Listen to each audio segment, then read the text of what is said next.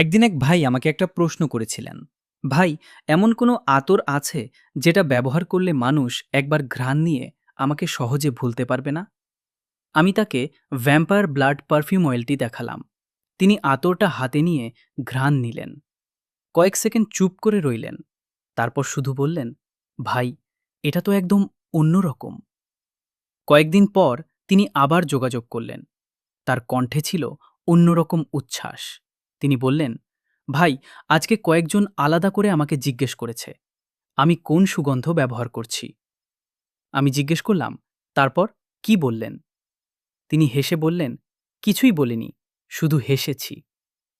তখন আমি তাকে বললাম, ভাই, কিছু সুগন্ধ আছে যেগুলো শুধু ঘ্রাণ ছড়ায় না, মানুষের মনে একটা আলাদা ছাপ রেখে যায়। আর ভ্যাম্পায়ার ব্লাড ঠিক তেমনই একটি সুগন্ধ।